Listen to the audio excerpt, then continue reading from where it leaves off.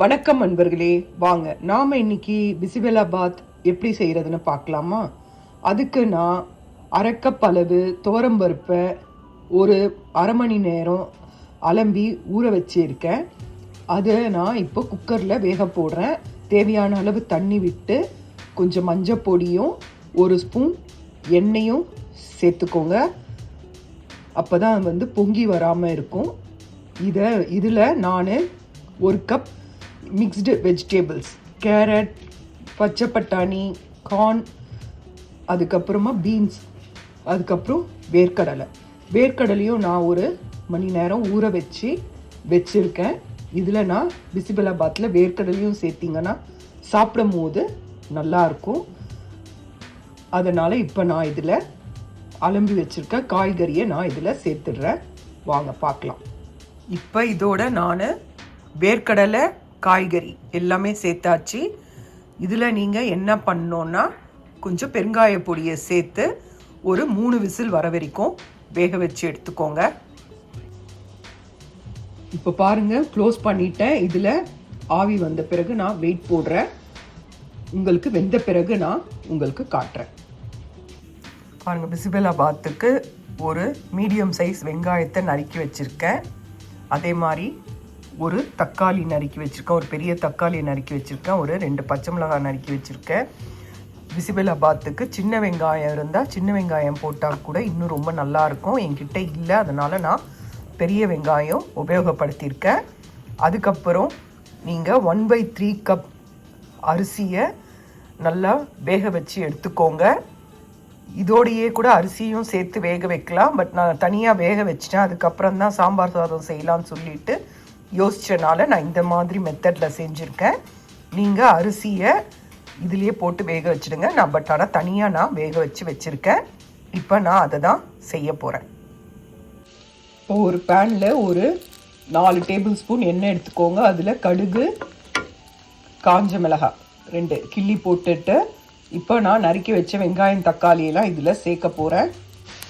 இப்போ பாருங்கள், நான் இதில் நறுக்கி வச்ச வெங்காயம், பச்சை மிளகாய், கறிவேப்பிலை சேர்த்தாச்சு. இது நல்லா வதங்கட்டும். கண்ணாடி பதத்துக்கு நல்லா வதங்கின பிறகு நாம் நறுக்கி வச்ச தக்காளியை இதில் சேர்த்துடலாம். அதுக்கு பிறகு ஒரு நெல்லிக்காய் சைஸ் அளவு, சின்ன நெல்லிக்காய் சைஸ் அளவு புளியை கரைச்சி வச்சுக்கோங்க. நீங்கள் எவ்வளோ அளவு எடுக்கிறீங்களோ அதுக்கேற்ற புளிப்புக்கு புளியை கரைச்சி வச்சுக்கோங்க. நான் நெல்லிக்காய் சைஸ் அளவு புளி கரைச்சி வச்சுருக்கேன். இந்த காய் நல்லா வதங்கட்டும். வதங்கின பிறகு உங்களுக்கு நான் காட்டுறேன். தக்காளி போட்டாச்சுங்க. எல்லாம் சேர்த்து நல்லா வதக்குங்க. வதக்கின பிறகு வாங்க பார்க்கலாம். அதே மாதிரி சாம்பார் பொடி இதில் சேர்க்கணும். நான் சாம்பார் பொடி வீடியோ போட்டிருக்கேன். என்னோடய சேனலில் போய் பார்த்தீங்கன்னா உங்களுக்கு தெரியும். அதனால் அந்த பொடியை நாம் யூஸ் பண்ணி தான் நாம் இந்த பிசிபெலாபாத் செய்ய போகிறோம். இது நல்லா வதங்கட்டும். வாங்க பார்க்கலாம். நீங்கள் புளி கரைச்சலை ரெடியாக வச்சுக்கோங்க. நாம் இந்த டைம் தான் அந்த பொடி சேர்த்துட்டு அதுக்கப்புறம் புளி தண்ணி விட போகிறோம். வாங்க. இப்போ பாருங்கள், வேக வச்சு எடுத்தாச்சு. இப்போ இது குக்கர் திறந்து இப்போ தான் வச்சுருக்கேன். உங்களுக்கு நான் அதுக்கப்புறம் கலரி காட்டுறேன்.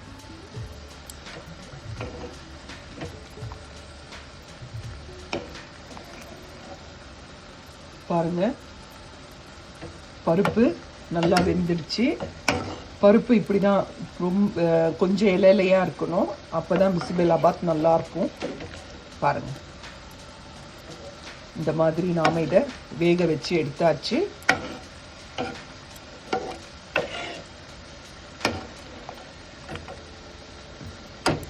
இப்போ தக்காளி வதங்கினோன்னு நாம் சாம்பார் பொடியை சேர்த்துடலாம். இப்போ நான் இதில் சாம்பார் பொடி மிக்ஸ் பண்ணுறேன்.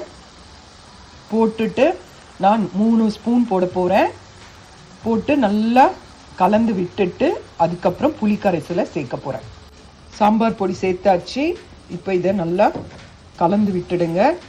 இப்போ இதில் கரைச்சி வச்சுருக்க புளி தண்ணியை நான் இதில் சேர்த்துக்கிறேன். அதுக்கப்புறம் பிசிபெலாபாத்துக்கெலாம் பச்சை அரிசி தாங்க நல்லாயிருக்கும். அதனால் பச்சரிசி சேருங்க. பச்சரிசி சேர்த்து பிசிபெலாபாத் செய்யுங்க. நல்லா அருமையாக இருக்கும். இப்போ நான் இதில் கரைச்சி வச்சுருக்க புளி கரைசலை சேர்த்துறேன். இப்போ நான் புளி தண்ணியை சேர்த்தாச்சு. இது கொஞ்சம் ஒரு கொதி வரட்டும். பச்சை வாசனை, புளி தண்ணியோட பச்சை வாசனை போகிற வரைக்கும் இது ஒரு கொதிக்கட்டும். கொதித்த உடனே நாம் வேக வச்ச அந்த சாதத்தை இதில் போட்டு ஃபஸ்ட்டு மிக்ஸ் பண்ணிடுறேன். அதுக்கப்புறமா வேக வச்ச பருப்பையும் இதில் மிக்ஸ் பண்ணிடுறேன். நீங்கள் உப்பெல்லாம் கொதிச்ச உடனே டேஸ்ட்டு பார்த்துக்கோங்க.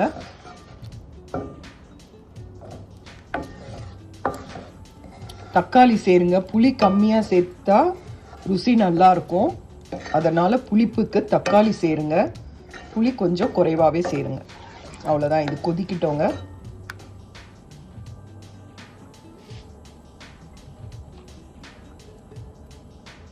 இதுதாங்க வேக வச்ச சாதம்.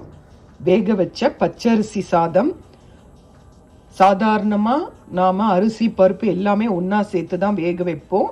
பட் நான் வந்துட்டு வேக வச்சுட்டு அதுக்கு பிறகு தான் யோசித்தேன், சரி தனியாக ஒரு சாம்பார் நல்லா வைக்கணும், அதுக்கு சாம்பார் சாதமே பண்ணிடலான்னு சொல்லிட்டு திடீர்னு யோசிச்சனால தான் நான் இந்த மாதிரி செய்கிறேன். அதனால் வேக வச்ச சாதம் இருந்தாலும் சாம்பார் சாதம் இந்த மாதிரி செய்யலான்றதை தான் உங்களுக்கு காட்டுறதுக்காக தான் நான் இது போட்டிருக்கேன்.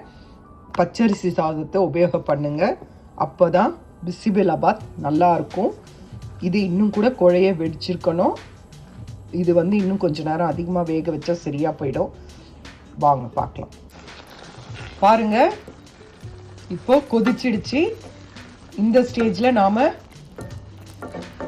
வடித்த சாதத்தை இதில் சேர்த்துடலாம்.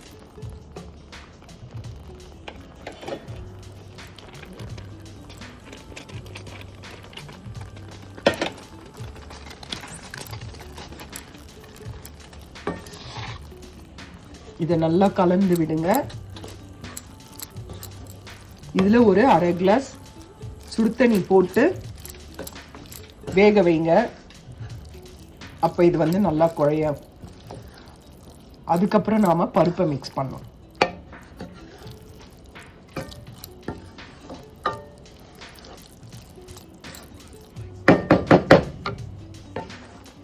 பாருங்க, தண்ணியை கொஞ்சம் விட்டுருக்கேன். இது ஒரு 10 நிமிஷம் வேகட்டும். வெந்த பிறகு நாம பருப்பை கலந்துடலாம். சீக்கிரம் வெந்துடும். பருப்போட மிக்ஸ் பண்ணும் போது இன்னும் நல்லா குழையாயிடும். இதை தட்டை போட்டு மூடி வச்சிடலாம். பாருங்க, தட்டு போட்டு மூடியாச்சு. இது ஒரு 10 நிமிஷம் கழிச்சு திறந்து பார்த்துட்டு நாம பருப்பை மிக்ஸ் பண்ணிடலாம். இல்லைன்னா சாதம் கொஞ்சம் குழைய இருக்காது. இல்லைன்னா இந்த ஸ்டெப் தேவையில்லை.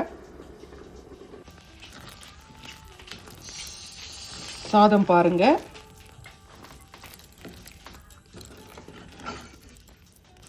நல்லா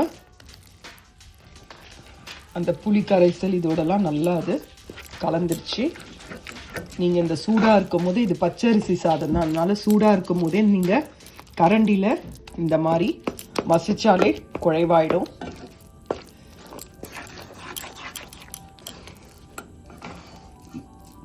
இந்த இது எதுக்கு சொல்கிறேன்னா, சாதம் நீங்கள் வச்சுருக்கீங்க, என்ன பண்ணுறதுன்னு தெரியலன்னா டக்குன்னு நீங்கள் இந்த மாதிரி ஒரு பிசிபெலாபாத் பண்ணிடலாம். யோசிக்க வேண்டாம் என்ன செய்கிறதுன்னு சொல்லிட்டு. காய் பருப்பு இருந்ததுன்னா செஞ்சிடலாம். அவ்வளோதாங்க. சாதம் நல்லா இது மிக்ஸ் ஆகிடுச்சு. இப்போ நீங்கள் இதில் நாம் வேக வச்ச பருப்பு காய்கறியை சேர்த்துடலாம். பாருங்கள், பருப்பு இதை சேர்த்தாச்சு. வேக வச்ச பருப்பை சேர்த்தாச்சு. நல்லா கலரி கொடுங்க.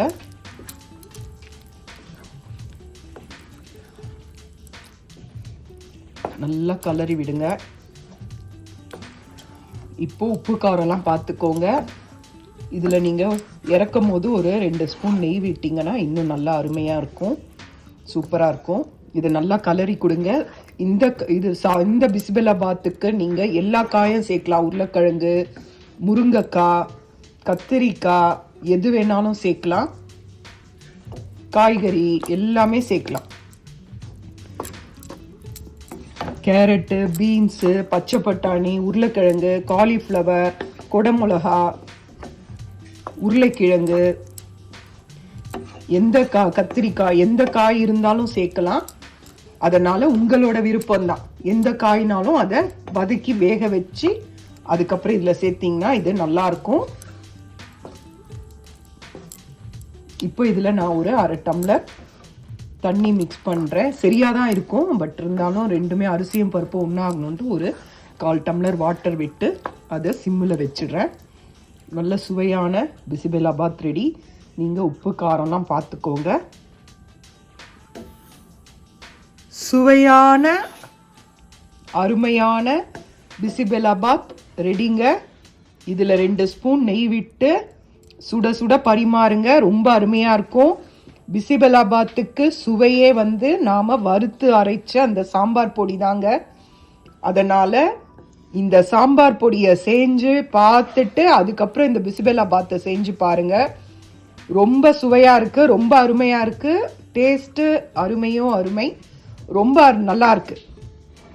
இதை நீங்கள் செஞ்சு பாருங்கள். நீங்கள் செஞ்சு பார்த்துட்டு தான் நீங்கள் எனக்கு கமெண்ட் பண்ணணும். ஆனால் ரொம்ப நல்லா இருக்குங்க. பிசிபெலாபாத்துக்கே சாம்பார் பொடி தான் ரொம்ப ரொம்ப விசேஷம். அதனால் நல்ல சுவையான சாம்பார் பொடியை அரைச்சி நீங்கள் பிசிபெலாபாத் செய்யுங்க. இதை பாருங்கள், வேக வச்ச சாதத்தை வச்சே நாம் பிசிபெலாபாத் செஞ்சிட்டோம். இதை நீங்கள் ட்ரை பண்ணி பாருங்கள், ரொம்ப நல்லாயிருக்கும். அதே மாதிரி சாம்பார் பொடியை நீங்கள் வீட்டில் ரெடி பண்ணி வச்சுக்கிட்டிங்கன்னா உங்களுக்கு அருமையான சாம்பாரும் கிடைக்கும். சுவையான சாம்பார் பிசிபெலாபாத் டிஃபனுக்கு எல்லாத்துக்குமே நல்ல ஹோட்டல் டேஸ்டோடையே உங்களது ரொம்ப நல்லாயிருக்கும். நீங்கள் செஞ்சு பாருங்கள். அதை அரைச்சியும் வச்சுக்கோங்க. நீங்கள் வெறும் மிளகாத்தூளெல்லாம் யூஸ் பண்ணாமல் அந்த பொடியை மட்டுமே யூஸ் பண்ணி சுவையான சாம்பார் நாம் தயாரிக்கலாம். பிசிபெலாபாத் ரெடிங்க. இந்த பிசிபெலாபாத்துக்கு நீங்கள் சூடாக இருக்கும் போது சாப்பிடுங்க, ரொம்ப நல்லா இருக்கும். தலை ஆறிட்டாக்கா கெட்டியாயிடும். நீங்கள் எந்த ஸ்டேஜில் நிறுத்தினாலும் ஆறிட்டா சாம்பார் சாதம் ரொம்ப கெட்டியாயிடும். அதனால் சுட சுட சாப்பிடுங்க. சுட சுட சாப்பிட்டா அது சுவையும் நல்லாயிருக்கும். ஆறின பிறகு டேஸ்ட்டு நல்லாயிருக்கும், பட் அது இறுகிடும்.